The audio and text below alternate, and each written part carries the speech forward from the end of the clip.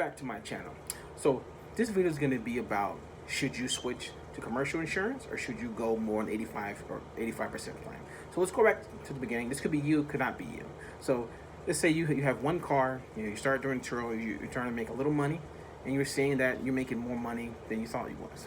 So you add another one, and then a year later, you're making full time. You already quit your actual full time job, and you're doing that full time. And you're seeing the money, and then the year you're doing your taxes, and you're seeing how much money you're spending, or how much money you're giving to Turo, how much money you spend on claims, and you want to see, could you make money going commercial? And on top of that, maybe you're tired of dealing with Turo and how they do their claims, how they zoomed in stuff and minus all these different things for thousands of dollars, and you want to pull your hair out when they do this stuff. And I'm pretty sure if it hasn't happened to you, it's going to happen to you soon enough. And you got to make that decision. Is that something you want to do? So maybe you know nothing about going commercial, getting commercial insurance, going direct, making out a contract, or maybe you do. Turo doesn't really tell you much anyway how to do it. But let's say you get a contract, that you get that online or whatever, and so you can set your own price. I think you can't set the mileage. The mileage is whatever it is with Turo, but you can set up cleaning fees. You can set up, if there, you can have a deposit of whatever. They'll meet you. All this stuff is done in person. They sign everything, and you do all that. One thing before you even start doing that, if you go on Turo, you're not going to find too many cars that are commercial. So for me personally, if I saw a commercial thing on there, I would read the description and stuff, and I'll just stay away from it. To me, why go commercial? Why book a commercial car? We can get a car that's cheaper, that doesn't have all those things that you got to deal with.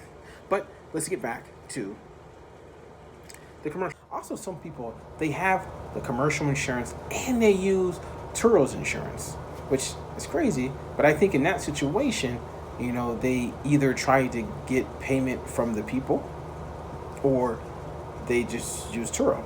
So basically, you can have, because if you have commercial insurance and if you put on with Turo, you can't do it per car. You got to do it all of them.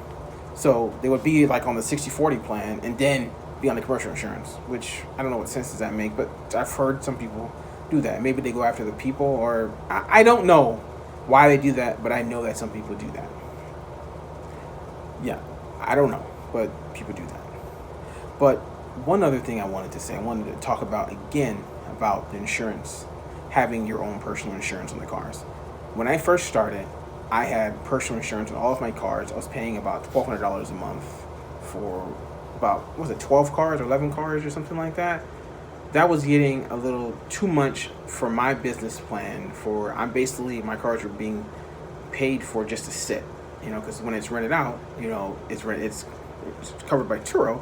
And if I'm driving it, I have full coverage on one of my cars, and I can drive other cars because I have full coverage. I don't need to have that insurance, but that is your decision. If that's what you want to do, that's something that I want to do.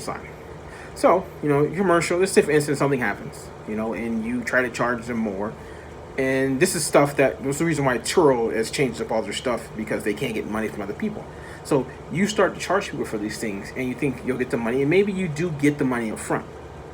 But later, you're going to deal with that word called chargebacks. That's something that I do a lot with my other business, that I rent out condos to people dealing with chargebacks. So the money, once you charge somebody money on a card, whatever, that is not guaranteed that you're going to get the money. They can dispute it.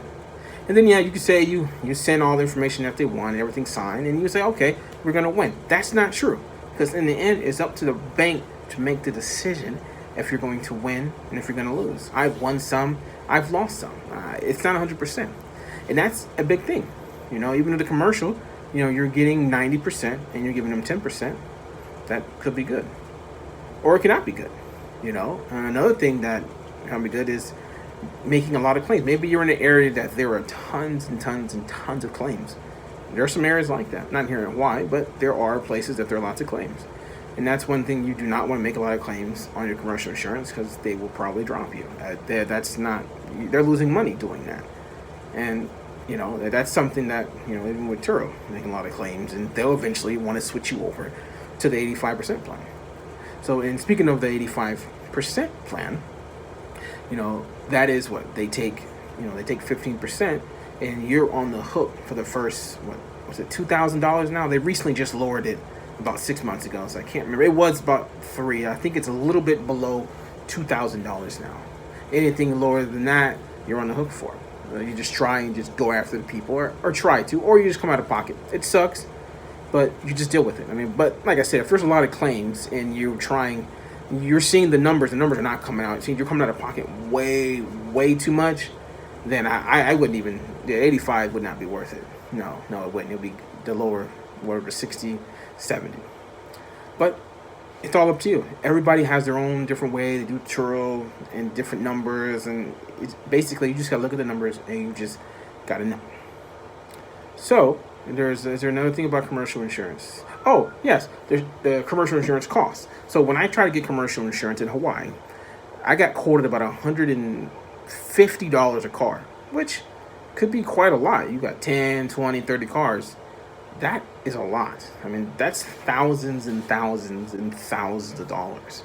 So you got to make that decision. Is that worth it? For me, I find that it's not worth it. I find being on an 85% plan and doing it that way and not paying for insurance when it's not driving, when it's just sitting there, I'm not paying for insurance, which saves me a ton of money.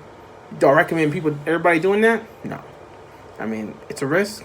If someone damages my cars, then obviously I'm going to have to come out of pocket or something. But it is what it is. But paying $150, if that's something that you're okay with, go right ahead. I'm going to do it. Thank you. Stay tuned for more videos. Hit that subscribe button. Hit that like button.